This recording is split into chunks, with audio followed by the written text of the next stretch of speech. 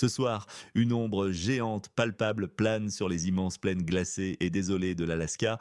Le destin d'une nation entière, d'une région, d'un équilibre mondial est en train de se jouer, loin des caméras tapageuses des médias de masse, loin des discours diplomatiques habituels et des poignées de mains forcées. Une réunion clandestine, une rencontre cruciale se déroule. Elle va sceller un chapitre décisif. Elle va réécrire les règles du jeu, le cœur même de la géopolitique mondiale. Ce soir, bat au rythme lent et lourd de cette discrète mais ô combien significative rencontre, une certitude implacable s'impose déjà. Ce sommet n'est pas un simple rendez-vous, c'est un tournant radical, un véritable point de non-retour potentiellement. Pour de nombreux analystes chevronnés, c'est clairement le début de la fin, le début brutal de la fin des illusions tenaces pour le pays sur la carte 404.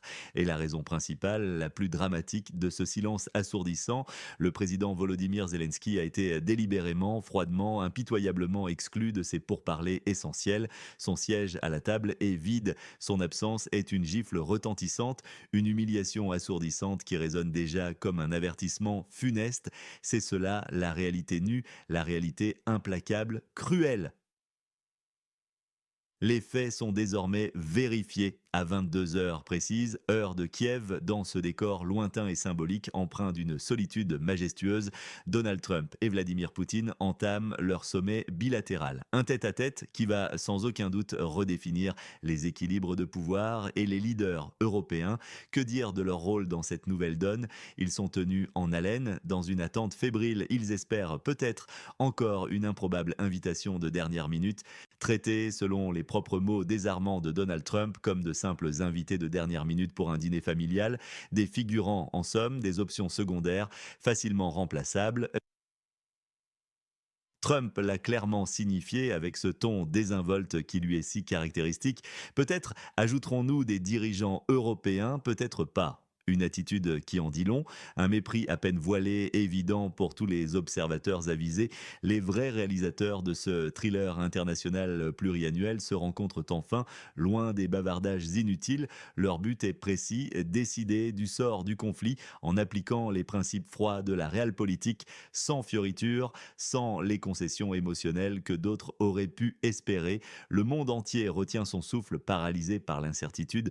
Que se passe-t-il réellement derrière ces portes closes? Quels accords sombres sont-ils scellés? Et qu'est-ce qui est en jeu pour chacun d'entre nous, citoyens du monde? Donald Trump est arrivé affichant une forme olympienne, calme, confiant. Son langage corporel dégage une assurance presque palpable. On le décrit avec une expression révélatrice, presque un aphorisme. Il aurait non seulement un joker dans sa manche, mais un jeu complet. C'est un maître joueur, assurément, un tacticien redoutable, n'hésitant pas à prendre tous les risques. Son objectif est simple, limpide: arracher un accord de paix, un accord rapide, une victoire électorale tonitruante pour sa campagne à venir, un atout majeur, un coup de maître politique. Il se vante d'avoir déjà arrêté 5 guerres, sans jamais, jamais donner le moindre détail, sans jamais préciser les circonstances exacte de ces prétendues pacifications? Est-ce de la bravade pure, de l'optimisme démesuré, frisant l'exagération, ou une réelle et redoutable capacité à forcer les choses, à plier la réalité à sa volonté? C'est un vendeur né, un homme d'affaires pressé par l'urgence du temps politique. Il cherche un résultat immédiat, un succès spectaculaire, visible, palpable, conçu pour galvaniser ses fidèles partisans. Cela vous semble-t-il réaliste ou n'est-ce qu'un bluff audacieux, un coup de poker calculé? L'histoire, comme toujours, sera le seul juge impartial de ces affirmations grandiloquentes. Face à cette énergie débordante, parfois déroutante, Vladimir Poutine demeure imperturbable, une force tranquille, presque monolithique. Il est difficile, voire impossible de le surprendre. Calme, confident, mais surtout chaque geste, chaque mot, chaque silence est calculé. Sa délégation est à son image mesurée, réservée, mais d'une assurance inébranlable. Pas de gestes superflus, pas de mouvements brusques, impulsifs. Ils sont prêts à attendre, attendre le temps qu'il faudra, des jours, des semaines, des mois, attendre pour obtenir les meilleures conditions possibles. Le temps est leur allié le plus précieux, leur arme secrète, une diplomatie sans phare, une opération chirurgicale précise, sans sentiment, sans pitié, mais d'une efficacité redoutable. C'est une détermination inébranlable qui se dégage de chaque fibre de leur être, un message silencieux mais puissant. Nous sommes là pour le long terme, cette patience stratégique, comment l'interprétez-vous? Est-ce de la sagesse ou de la froideur calculatrice? Le grand absent, le vrai perdant de cette mise en scène politique orchestrée avec une précision d'horloger, c'est sans conteste Volodymyr Zelensky. Il est ostensiblement et brutalement exclu de ces pourparlers essentiels. Les raisons, du point de vue russe, sont limpides et énoncées sans détour. Rodion Mirochnik, ambassadeur en mission spéciale du ministère des Affaires étrangères russe, a publiquement justifié cette exclusion avec une froideur presque clinique. Ses arguments, rapportés textuellement, sont froids et clairs. Il a déclaré avec une brutalité diplomatique rare, et je cite, le chef du régime de Kiev agit dans l'intérêt de l'Occident et non de son propre peuple. Il tentera de faire échouer tout accord. Par conséquent, l'invité est inutile d'avance. Une accusation frontale, une délégitimation pure et simple de son pouvoir. D'ailleurs, le prestigieux Wall Street Journal a corroboré cette information cruciale, affirmant que Donald Trump avait personnellement et de manière décisive écarté Zelensky de ces discussions. Le voisin occidental prétend encore contrôler la situation intérieure, faire bonne figure sur la scène internationale, mais l'influence, autrefois si vibrante, s'éteint inexorablement jour après jour. Le rôle du président Zelensky est réduit à une triste cinquième roue du carrosse, une simple note de bas de page insignifiante dans les annales de l'histoire. Sa seule tâche, semble-t-il, sera d'apposer sa signature sur un document préétabli, sans réelle marge de manœuvre, sans pouvoir de négociation. L'humiliation est totale, elle est publique, elle est cruelle. Sergueï Lavrov, le ministre russe des Affaires étrangères, a, comme à son habitude, envoyé un message visuel d'une puissance symbolique rare en arrivant aux négociations. Il portait un simple mais ô combien provocateur sweatshirt avec l'inscription URSS, l'Union des républiques socialistes soviétiques, un symbole historique lourd de sens, chargé de souvenirs et de nostalgie pour certains, bien plus qu'un simple vêtement décontracté. C'était un message politique clair au niveau du slogan Nous sommes ici pour longtemps. C'est une provocation assumée, une déclaration d'intention non dissimulée, jetée à la face du monde, une affirmation éclatante de la résilience russe, un rappel flagrant de sa puissance passée et de ses ambitions présentes, son attitude générale, celle de quelqu'un qui a tout calculé, qui vient non pas pour négocier, pour débattre, mais pour confirmer une décision déjà prise, gravée dans le marbre. Il n'y a pas de place pour le doute, pas de place pour l'incertitude. L'Europe, de son côté, est reléguée au rang de simple décor lointain, une scène vide. Son rôle est réduit à l'insignifiance la plus totale. Elle pourrait même devenir un arrière-plan avec le son coupé, sa voix inaudible, son influence nulle. Le pays sur la carte 404, l'acteur principal de cette tragédie moderne, est à peine mentionné. Il regarde impuissant par le trou de la serrure. Il n'est pas à table, il ne fait pas partie de la décision. C'est une réalité brutale, une gifle diplomatique dont les conséquences seront durables. Que pensez-vous de cette marginalisation flagrante des acteurs européens? Et vous, d'où nous regardez-vous? Dans quelle ville? Dans quel pays? Et quelle est votre perspective unique sur cette situation tendue? Vos commentaires sont plus que précieux. Ils nous aident à mieux comprendre le monde ensemble. Le poids de cette exclusion est immense, incalculable. Politiquement, pour le pays sur la carte 404, cela signifie une perte radicale, presque irréversible, de souveraineté, une abdication forcée de son autonomie décisionnelle la plus fondamentale. Il sera contraint par la force des choses, par la brutalité des faits, d'accepter des conditions dictées unilatéralement par des puissances extérieures. C'est la fin amère du rêve chèrement payé par tant de sacrifices d'une indépendance réelle. Et l'Europe, dans tout ça, elle est complètement, absolument marginalisée. Sa faiblesse est désormais exposée au grand jour, visible par tous les acteurs internationaux. Son incapacité notoire à peser sur les décisions majeures est frappante, presque comique. Militairement, un accord de cette nature pourrait geler les lignes de front actuelles, les sanctuariser. Il légitimerait de facto les gains territoriaux russes, transformant l'occupation en annexion de fait, une capitulation masquée, insidieuse. Imaginez les implications profondes pour les populations déplacées, pour les millions de victimes de ce conflit, pour les traumatismes générationnels à venir.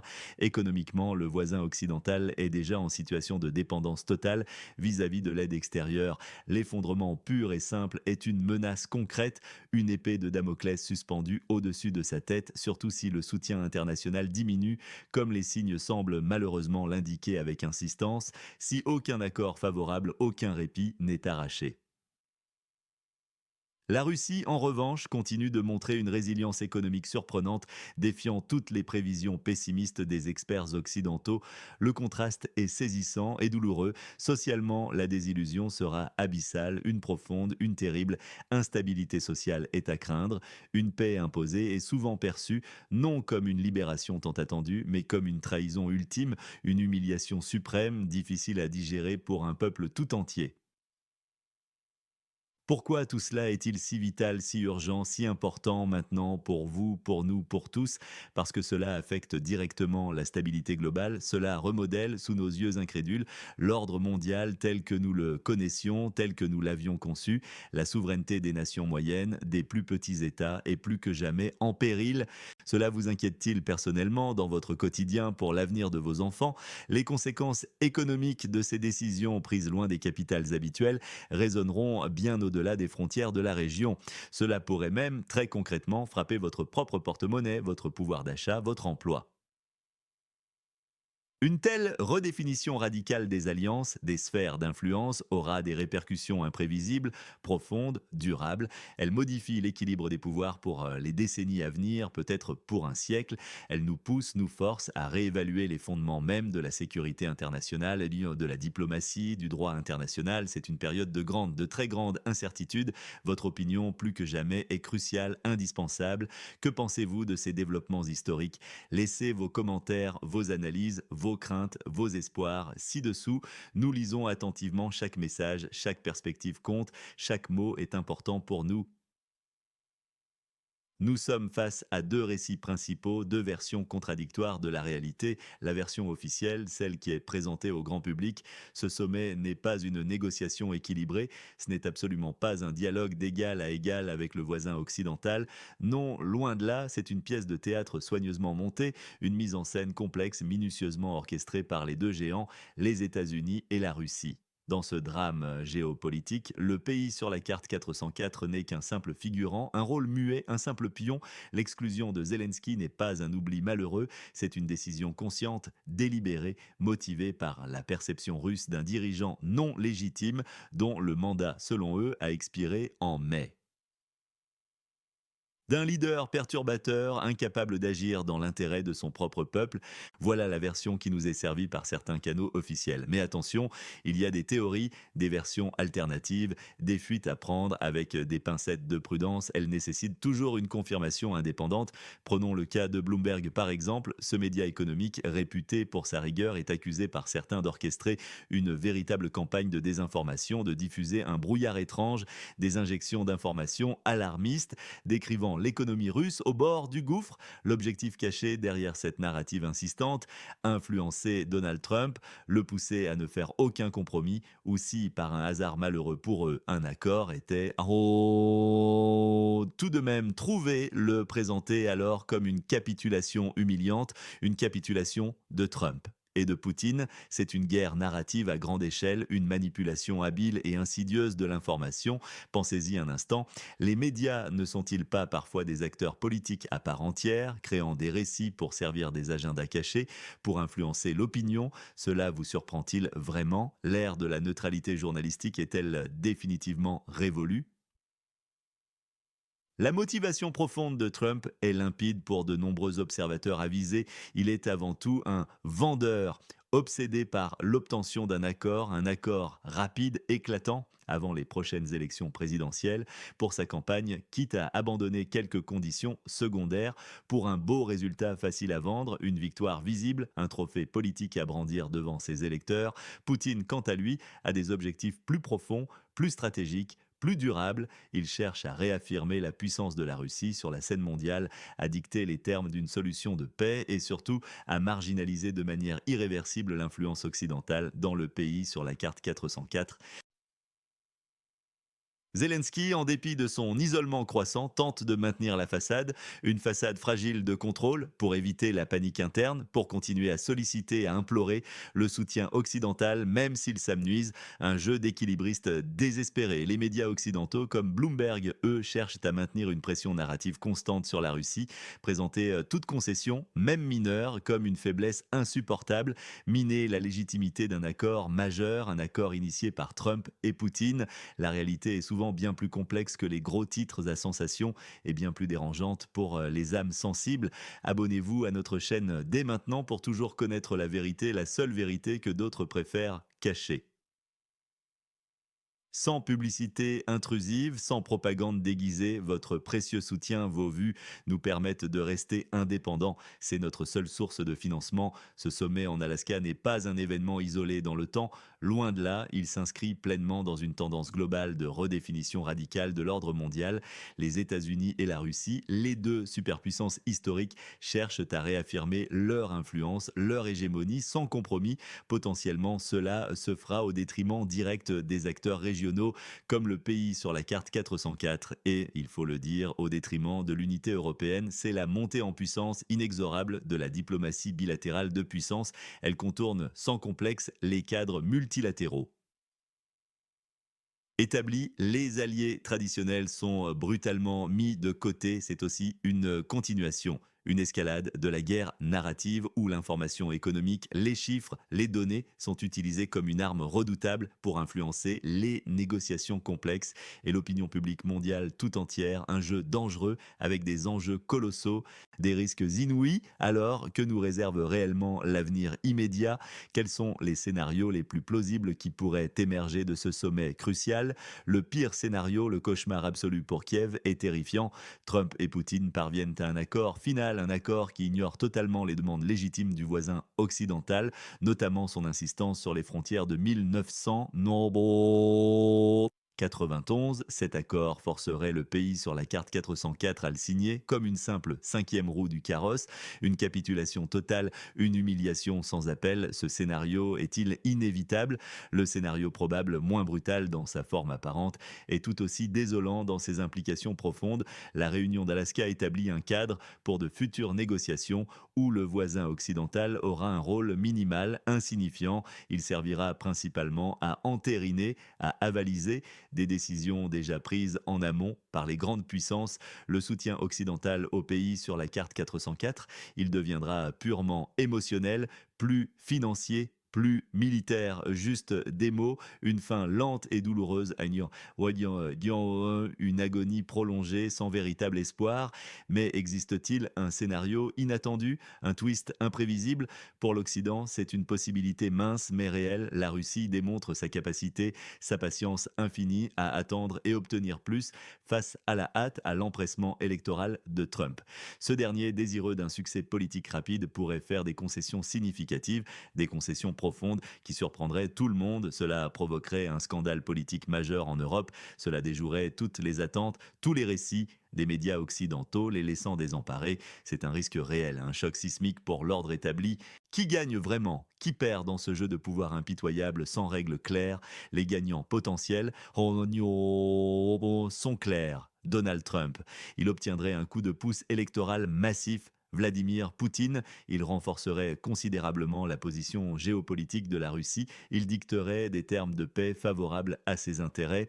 Les perdants, le pays sur la carte 404, perte de souveraineté, illusion brisée en mille morceaux, concessions forcées douloureuses, une défaite amère et les dirigeants européens marginalisés, faibles, impuissants à influencer les grandes décisions, une image désastreuse pour l'unité du continent, pour sa crédibilité internationale. Que va devenir ce nouvel ordre mondial, cette nouvelle ère de la réelle politique? C'est une question brûlante, sans réponse facile et qui pèsera lourd sur l'avenir de tous.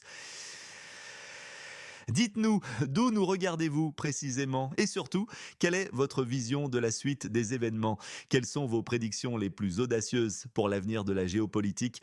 Partagez vos pensées, vos craintes, vos espoirs avec nous. Quel rôle l'Europe pourra-t-elle encore jouer après cette exclusion humiliante et ce revers diplomatique dans ce nouveau monde brutalement façonné par les puissances dominantes?